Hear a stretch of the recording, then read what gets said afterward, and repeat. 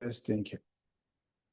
So we don't want to be in this place um where our faith is transactional.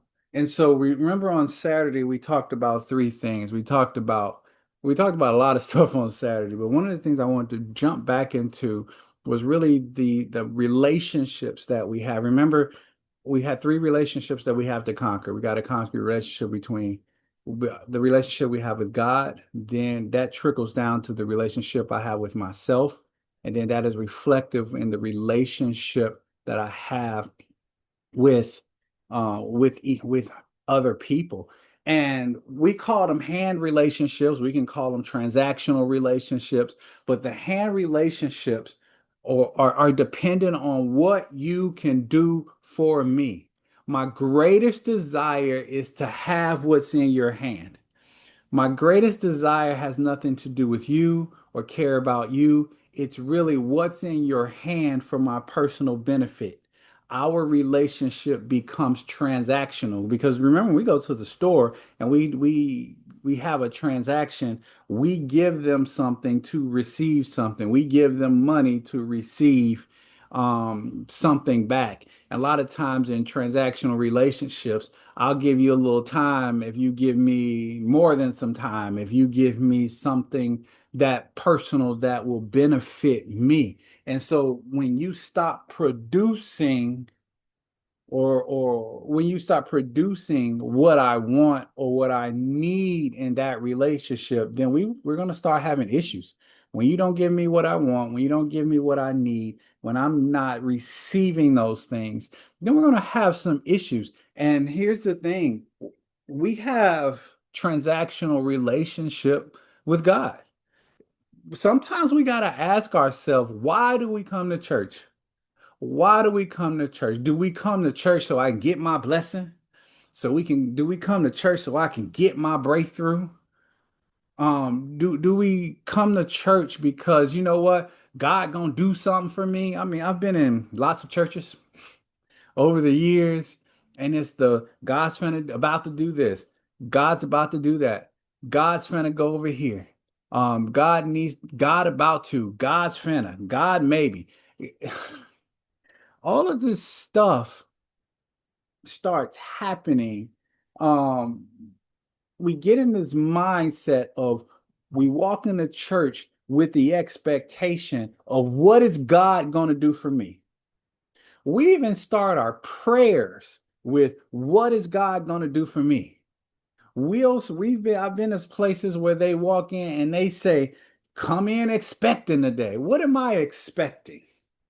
What everybody's expecting something different. I want you to be sitting there with this expectation in your heart, with this, what am I expecting? I am expecting some type of transaction, some type of miracle, something that God is going to do for me. And what happens when that doesn't happen? What happens when God doesn't move on command? What happens when I walked in with all the expectation in the world and the thing that I was expecting didn't happen? What happens when I get so happy about what's finna happen, what's about to happen, what's gonna happen, what might happen, what need to happen, and it don't happen.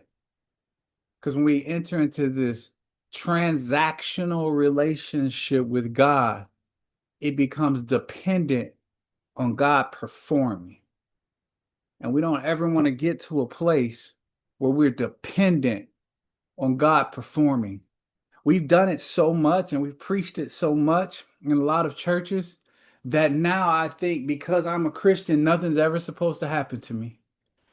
I'm supposed to just live this free life and nothing happens, and I'm just it's just the best thing in the world and no drama, no deficit, no lack, no disappointment. I think all of this stuff is that's how my life is supposed to be.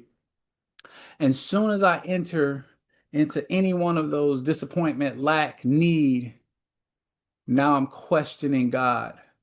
I'm questioning my relationship with God. I'm questioning God and who He is. And so if you're questioning God's love for you, it's almost like if you're questioning God's love and you're always on a thin line of leaving God and leaving the church because of something that wasn't done for me, some blessing that I didn't get that I think I deserve, then you might be having a hand relationship or a transactional relationship with God. How about with myself? I asked the question on Saturday, has anybody ever said to themselves, I should be further than what I am right now. I should be more accomplished. I messed up over here. Oh my God, I'm just beating myself up. And the question I wanted to ask is, how did we get to the place where we started making all those statements? How did we get to the place of saying, I should be X? I should be more, I should be less, I should be, how do we get to that place where we start saying those statements, where we have that transactional relationship with ourselves? And most of the time, it's by comparison. It's comparison with other people. It's this social media posts. Sometimes we compare a person's not even their best day, their best moment, the best 5 seconds of their day that they captured on a picture, and we comparing our whole life to their best 5 seconds. We looking at we television shows, commercials, music, they're all designed to create these desires in us. And so now I'm watching, I'm taking it in with my ears and my eyes. I'm singing it, and I have these desires that are creeping up, and then I'm looking at other people and it looks like they have the things that I want, or they're living the life that I wish I was living, and I start comparing myself. And if I'm always beating myself up about what I don't have, if everything that I find wrong with me starts to center around some material possession that I don't have, material possession that I want, desire, or feel like I need, then I have a transactional relationship with myself. Because then, if we have a transactional relationship with God, that automatically trickles down to a transactional relationship with me and myself. And I'm never happy with myself. I'm never satisfied with myself. I'm never I have to keep repeating scriptures. I'm fearfully and wonderfully made. Yes, you are fearful. You have to keep repeating scripture to yourself every day to prove to yourself that you have value and you have worth. And I want you to know you have value and you have worth, and it does not depend on your material possessions. There are some of the happiest people in the world don't have a whole lot of stuff in their closet. Some of the happiest people in the world have to wake up every day wondering how they're getting their meal for the day. Some of the most miserable people in the world got everything and got more money than they know what to do with. Money and things will not buy you happiness. And I don't want us to have that transactional relationship with ourselves. And what happens when we have transactional or hand relationships with each other? It's if I have it with God and if I have it with me, now I'm going to use you to make me feel better. I'm going to use you. I can't have a heart relationship with you. I can't have a relationship where I actually care about you because I need what you have. I need what you can provide me. I need you in the place that you can give me some type of advantage so that I can feel good about myself. Guess what? Temporarily. Because when we're chasing things, those are temporary highs. That's temporary satisfaction. And after the temporary wears off, you're starting to look for the next best thing. I mean, think about this, y'all. Think about the criteria you have. Like, say if you're out there, you're single, and you want to date somebody. Think about the criteria you have. the more and more I look at stuff and I see stuff on social and reels and stuff, it's about what a person has, not they'll say stuff like, I want them to be nice and I want them to be a Christian.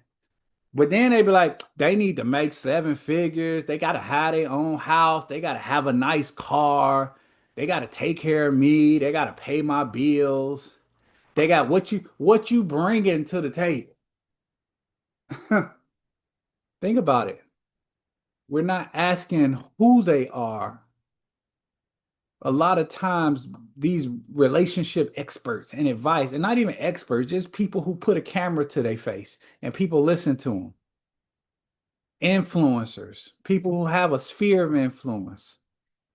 They're pushing people to have hand or transactional relationships with people versus heart relationships with people because it's the heart relationships that last. We even sing songs about it. We'd be like, yeah, the songs sound really good. I was trying to think of a couple songs, but the one that it was from, I'm about to date myself. But a long time ago, there was a song that was like, "What have you done for me lately?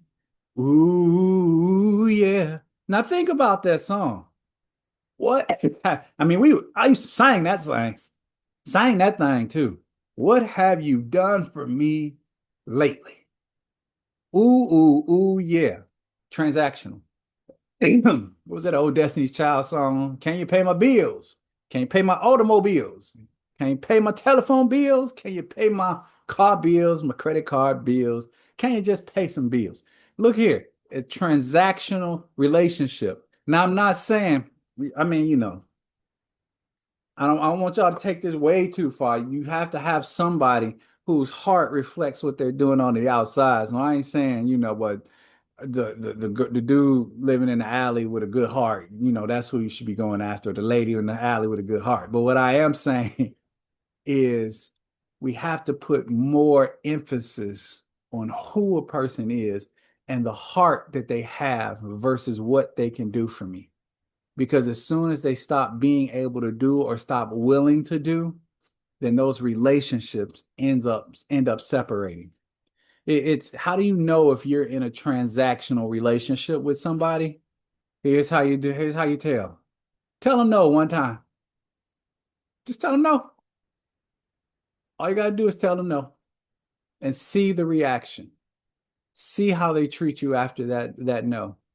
If there's still relationship there, if there's still something there between you guys, and sometimes, and you might get food on the first no because if they ain't got nobody else but you and you tell them no, they might be cool. But if they got ulterior, they got other motives, or they got other means to get what they want, and you tell them no, you'll find out real quick whether you were in a transactional relationship or whether you're in a heart relationship.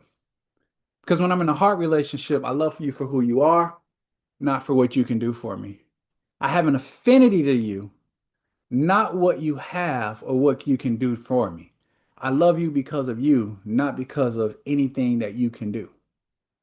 And so remember, we kind of defined our heart. Our heart was around our inner thoughts, which included my why, my true motivations or intentions, what's my end game, and really what are my inner feelings on the inside. And I wrote this down earlier because I want us to understand and get to a place where we're loving God for real, not loving God for what he does, not loving God for what he can do, but we're loving God just because who he is. And here's the thing, I will never, ever, ever love myself. And I will never be able to love you until I first love God properly. I'll never truly love myself, and I'll never truly love you until I can first love God properly. Got a couple scriptures. Talks about loving God. In the Old Testament, Deuteronomy chapter 6, verse 5. Deuteronomy chapter 6, verse 5 says this: You shall love the Lord thy God, your God, with all your heart, with all your soul, and with all your strength. Jesus repeated that in Luke chapter 10, verse 27. Actually, in Luke 10:27, a person repeated it and Jesus okayed it and said, yes, you're correct. But in Matthew and Mark, Jesus actually said the same thing. And what he said was in Luke 10:27, so he answered and said, you shall love the Lord your God with all your heart, with all your soul, with all your strength, and with all your mind, and love your neighbor as yourself. Luke 10:27, you shall love the Lord your God with all your heart, with all your soul, with all your strength, all your mind, and your neighbor as yourself. What do you mean, love God? See, in John chapter 14, verse 15, Jesus made this statement. If you love me, keep my commandments. Now, remember, we talked about, and I don't know, we talked about, it's not man looks on the outside. So when Jesus says, if you love me, keep my commandments, it's not if you love me, outwardly keep my commandments. Outwardly keep my commandments so your projected image looks like you're this great Christian. So everybody can perceive you as such a great person. But if you love me, keep my commandments in your heart. Keep my commandments in here. So if I'm gonna keep his commandments, if I'm gonna love God with all my heart, I'm gonna keep his commandments with all my heart. I'm gonna keep his commandments with all my soul. I'm gonna keep his commandments with all my strength. I'm gonna keep his commandments with all my mind. And if I can keep his commandments that way, and then I'm gonna love my neighbor as I love myself. I'm gonna love me and I'm gonna love my neighbor. It's a trickle down effect. How I love God is how I love me, and how I love me is going to be how I love my neighbor. I looked up the four words heart. Love the Lord thy God. Keep my commandments. Love the Lord your God with all my heart. The heart I looked up here comes from I picked out the words here. That's not overlapping, but it comes from the Greek 2588. Love him with all my passions, my appetites. We all got some appetites. Do I love God? Do I subject my passions and my appetites to his word? It says also my purposes and my endeavors. Do I subject my passions, my appetites, my purposes, and the things I do? Do I subject them to his word, to what he has to say, to where he's pushing me? Or do I stray outside of am I loving something else more than I love God? Am I loving things more than I love God? Is my passions and my appetites and my purposes and my endeavors, are they for things or are they for pleasing God? Said when I love you with all my soul is the seat of my feelings, my desires, affections, and aversions. Aversions are things that I don't like. So really, when I love him with all my soul, I love the things that he loves, but I also hate the things that he hates. I can't say that I love him and then love the things that he doesn't like. And so I love my desires and affections when I'm loving him with my soul match up with his desires. But my aversions, the things that I don't like, also matches up with the things that he doesn't like. When I love God with my strength, with all my strength, the strength comes from the Greek 2479, means my ability and my force and my might. Love God. Keep his commandments with all the ability, force, and might. Keep his commandments. Use my ability to stay within his commandments. Love the Lord thy God with all my strength, with what I do, with how I show up. I love and I keep his commandments. And the last one he said, love the Lord your God with all your mind. My mind is the faculty of my understanding. My mind is the things that I understand, the things that I compute, the things, my thoughts, my understanding. Love I keep his commandments. I understand his commandments. I love the Lord thy God with all my mind, my understanding, my decisions that I'm making. You see, when we can get to loving God that way, we're going to love me and then I'm going to love each other. I'm going to love my neighbor as myself. See, here's this thing, guys, and I wrote this down. I am incentivized to keep his commandments. Watch this. Because I must believe that he has my best interest at heart. The only way I'm incentivized to love God, the only reason I'm incentivized to keep his commandments, because I have to believe from day one that he has my best interest at heart. No matter what's going on around me, what's trying to attack me mentally, what's trying to attack my mind, what's trying to attack my body, I have to know that God has my best interest at heart. And I have to believe that whatever path he's leading me down is the best path for me. And I have to know that even when it gets tough, God's leading me down a place where he's looking for me to grow through it and not just go through it. How do I know that? Because in Jeremiah 29 and 11, God says this, for I know the thoughts and the plans that I think towards you, saith the Lord. Thoughts of peace and not evil, to give you what? An expected end. There's an expected end, and that end is good that God has for you. And his thoughts towards you are good. They're not evil. God ain't mad at you. God ain't tripping. God knew you were going to make the mistakes you were going to make. His thoughts towards you are good and not evil. And he wants to get you to an expected end. I got to know and believe that God thinks well of me. I got to know and believe that he thinks well of me. And when I know and believe that, I can love the Lord thy God because it's not a transactional relationship. It's a heart relationship. He thinks well of me. I think First Peter 5 and 7 says, humble yourselves under the mighty hand of God and cast your care on him because why? He cares for you. His relationship with you is a heart relationship. He cares for you. He cares. He hasn't expected in. He thinks good towards you because he wants to have a heart relationship towards you.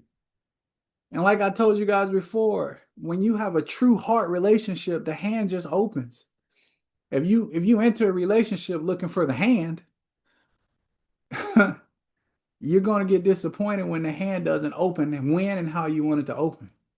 But if you have a true heart relationship, the hand's gonna open at the exact right time. Remember, y'all know the old song, He on time God. Yes, he is. The hand is gonna open exactly when it needs to open. Not before, not after. I mean, think about this, y'all. Think about Romans 8 and 32. Think about it when he says, He who did not spare his own son, but delivered him up for us all, how shall he not with him also freely give us all things? If he didn't spare his own son for each one of us, how do we think God's withholding something from us? How do we think God doesn't care about us or God doesn't love us? His own son he let die on a cross for me and for you. And so I just want I want us to get into this place where we're starting to develop this heart relationship as we're talking about issues of the heart and continue on the heart for several weeks.